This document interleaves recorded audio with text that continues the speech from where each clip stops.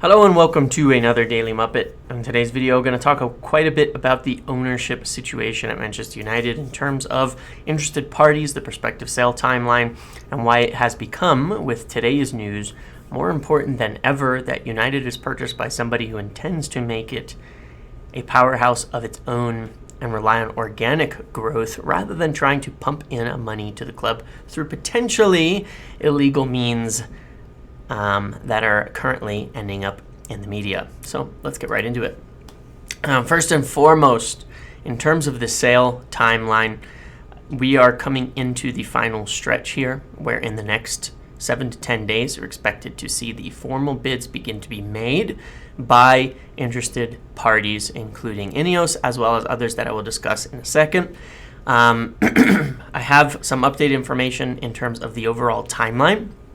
The Rain Group, so far as I know, believe that by mid-March they will be able to have selected a buyer and move forward with the process. That is their goal. That is the current timeline that they believe that they can reach should things go to plan, which of course would be that interested parties in the next 7 to 10 days actually move forward with those bids and that they are in an acceptable and reasonable range. I think that the amount the Glazers are asking for isn't necessarily as high as 6 to 7 billion that has been discussed out there. I think it's somewhere closer in the range of 5 that they would accept if it comes in. So I'm optimistic still, but waiting for those bids to actually be made, because any interested party has to put their money where their mouth is for this timeline to move forward. But again, the Rain Group's expectation is that by mid-March, they will be able to have selected a buyer, gone through the processes, and move forward with the actual details of the sale. That means a lot of other stuff is done before then, but that by mid-March, they can kind of move ahead, and everyone knows what's happening at that point in time. So sooner to know who's bidding, going into it, all of that, and then not long after that to see the actual purchase moving forward into the kind of details, closing stages. Not like a transfer when it's in details where you don't know if it's going to go through. Generally in those stages, when it reaches that point, in something like this, you would know what's happening. It's literally just the formalities of the legal transition and all of that. So mid-March is the goal. In terms of who buys the club, if you look at the news that's coming out about Manchester City, the investigations, the charges brought forward by the Premier League, this is the point I was making a long time ago about why I don't see that it is correct, necessary, or even a good thing for someone to come in to try to pump a lot of money into the club. The simple fact of the matter is if you read and understand FFP regulations, if you read and understand the way that things are being regulated and are looking to be regulated moving forward, there's no way to pump money into a club that is illegitimate. There's no real way to do it. You can get a nice, decent sponsorship if it's real, but it's not going to have a significant impact on the revenues of a club of Manchester United's stature as compared to, say, somewhere like Everton. United have so much revenue that getting an extra 10 million on a sponsorship isn't going to make that much difference. The revenue from Manchester United comes from legitimate means, and when you see the charges for Manchester City, you see the danger in not having real organic growth at the club, not being able to actually sustain your model on your own back. That this can always happen because the financial practices are shady, and they are only going to be cracked down on more moving forward, not less. Things are not going to get easier, and with the new FFP regulations, it will get harder and harder and become under more and more watch. And this is likely one of the reasons that the Qatar are not interested in full takeovers at the moment, but just kind of partially investing in different areas because it's dangerous right now. And this could definitely be putting off, oil states, sovereign states, and people just looking to come in to have it as like a trophy club that just want to pump money in. Manchester United can run on its own back. Manchester United can grow on its own back.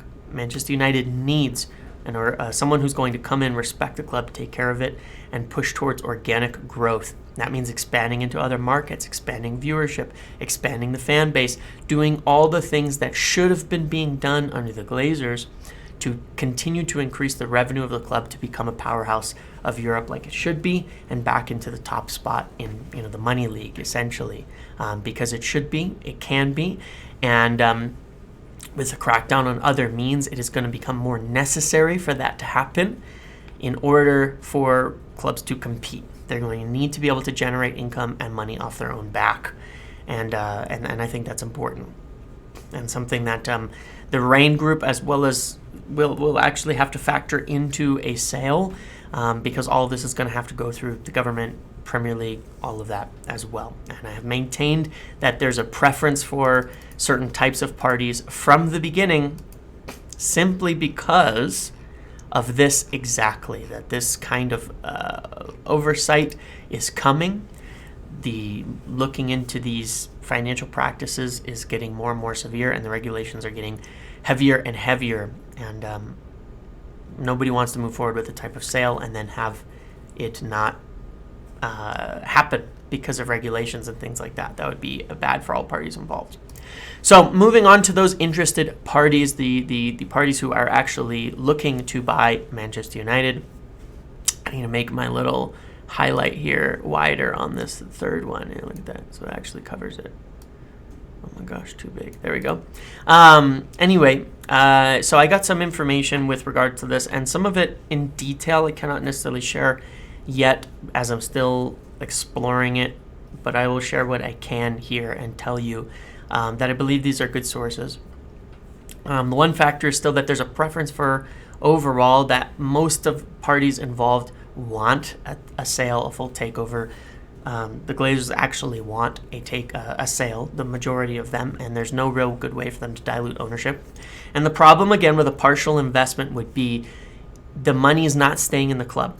So if some group comes in and gives the Glazers $600 million, that money's gone. It doesn't solve any of the problems. It does nothing.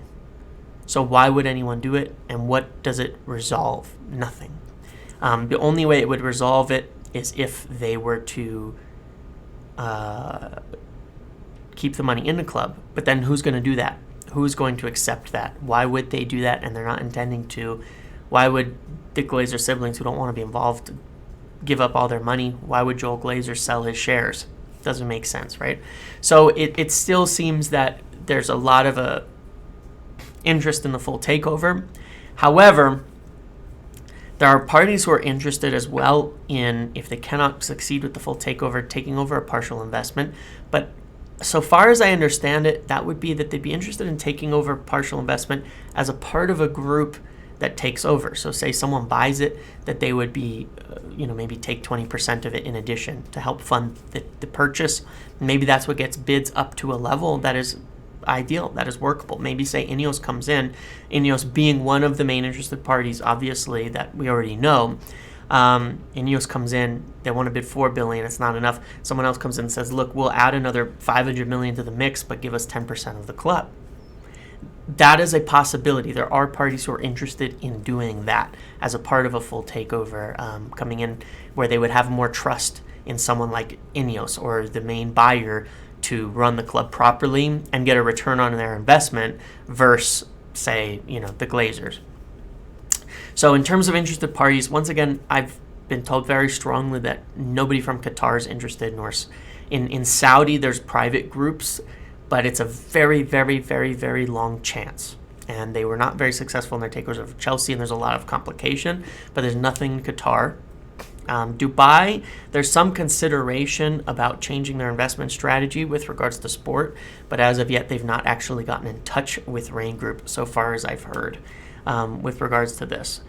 So the parties that have actually gotten in touch with Reign Group are Ineos and 3 American groups. At the very least, that's what I've heard. 3 specific American groups, and I can give the names and some of the details on this. One of them is Harris and Blitzer Sports Entertainment, HBSC, who own the 76ers. They actually have another partner interested in providing funds for any ventures, but I can't give the name of that at the moment. That has a lot of money. They're one of them. They would also be interested in a minor takeover or a minor stake in, if another group comes and takes over, they'd be interested in that too. Another one is Stephen Pagliuca, the owner of the Boston Celtics. He also has a partner that I cannot name at the moment. And he is interested. He was involved in the Chelsea bidding process as well. He is interested in there. And there's one more group that right now I can't say because I'm right in the midst of trying to investigate more about this and see if I can get more details. So I don't want to say the name out here publicly at the moment. But what I can tell you is HBSC are very involved in sport, as long, private equity, but very, very involved in sport. It's their main thing. Pagliuca as well as his partners. And the third party is also very much involved in sport, already involved in sport in Europe as well. So all of the interested parties are the types of names, if coming from American groups, that you would want to see being involved, and that could be good owners that understand sport, that wouldn't be looking to just get in and milk the club or anything like that, but would be looking to build something successful, and are all looking at the prospect of doubling, tripling, or quadrupling the value of the club over the next 10 years. And many of them have a track record of strongly building things up with organic growth, as well as very much investing in facilities, resources, infrastructure, and things like that in the clubs that they run and manage. So there's a lot of good things to hear there. And those are the parties mostly that I've heard at the moment. Ineos and those three, the third being unmentioned, that I've heard have serious interest and have expressed it to Rain at the moment. There may be more, but that's all that I've seriously heard at the moment. So we'll have to see if anything comes out. But I'm very curious to see if throughout the next 7 to 10 days, these names start coming forward with bids against Ineos and Jim Ratcliffe, or if any of them even join up together. It's quite a possibility as well. So that is what I have there in terms of the interested parties. And right now, I would expect it's one of those that end up being the one who invests in the club. And obviously, we're hoping full takeover. It looks like full takeover. Logically, it seems full takeover. The money needs to be fronted is the next kind of stage of any of this.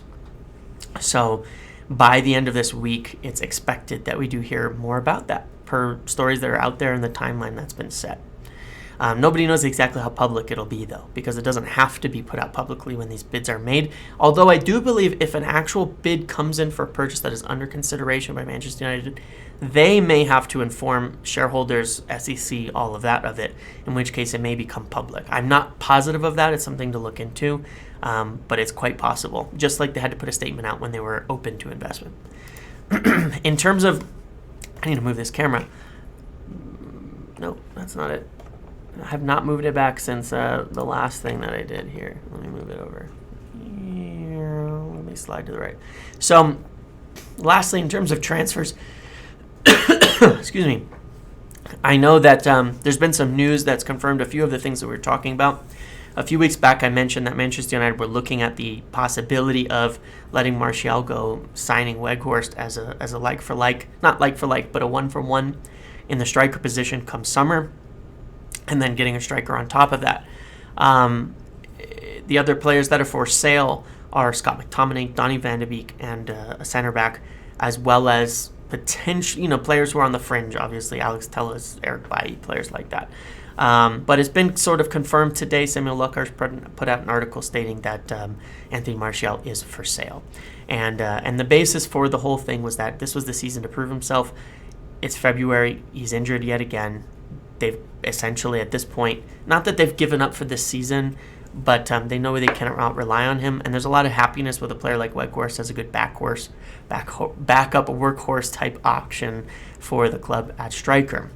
And what are the striker targets? This has also been confirmed by this article, but it goes back to the big ones that we've talked about.